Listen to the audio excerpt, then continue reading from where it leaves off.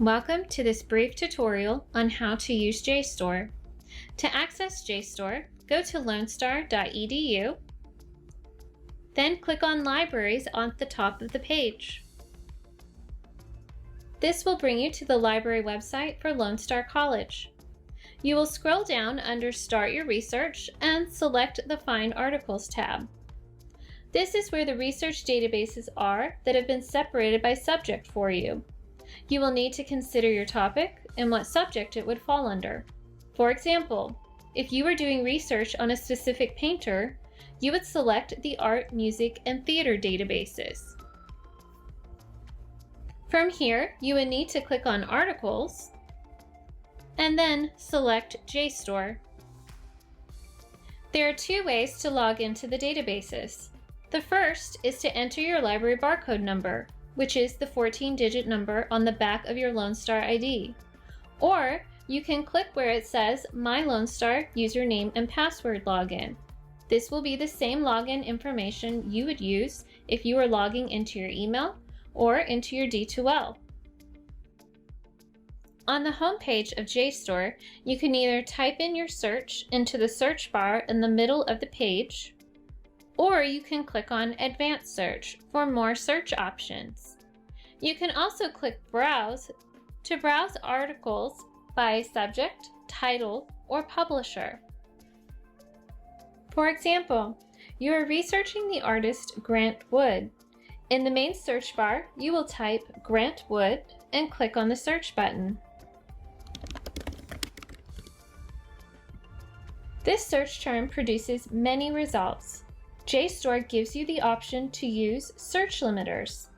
A search limiter is a tool that can help you refine your search. On the left-hand side of the screen are your options for search limiters. First, you can narrow down the type of content you want to look at. For example, you may only want to look at journal articles or book chapters. You can also narrow down the publication date, though for this particular topic, the date isn't very important, so we'll skip that limiter. You can also narrow down the subject. Since we are looking at research on works of art, you can select Art and Art History. You can also choose all of these limiters from the Advanced Search page. If you click Advanced Search at the top, you will be taken to the Advanced Search page. Here, you can combine keywords and you have access to limiters. Additional limiters on the Advanced Search page include limiting by item type, such as articles, selecting the language of the journals and books, narrowing your search between publication dates, and selecting the subject. For example, if you were researching Grant Wood and came across his collection of works called the Iowa Murals, on the first line you would type Grant Wood.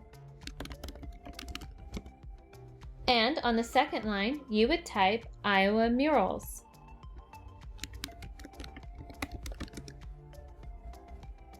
You can then scroll down and select the item type Articles and the subject of Art and Art History. As you scroll through the results, look for titles that are pertinent to your topic.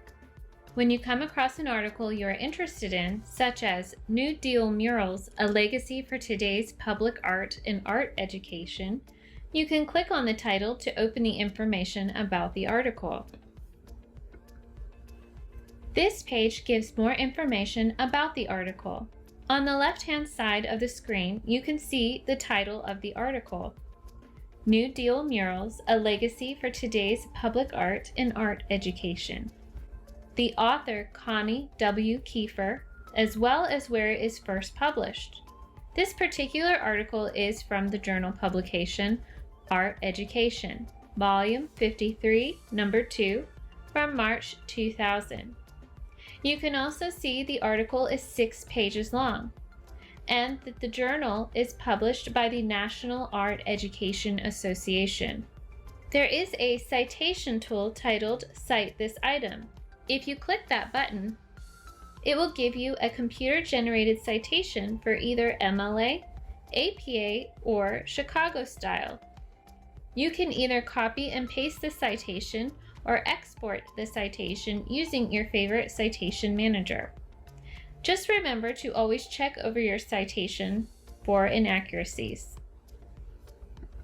You can read the article from this page and scroll through the pages using the arrow buttons.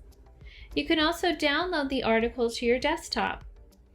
If you choose to download the article as a PDF, first Jstor will ask you to accept their terms and conditions. Once you have clicked I accept, proceed to download. It should show up on your browser as a PDF. From here, you can download the article onto your computer or print out the article.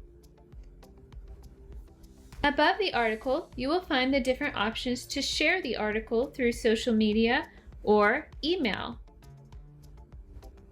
Thank you for watching this brief tutorial on how to use Jstor.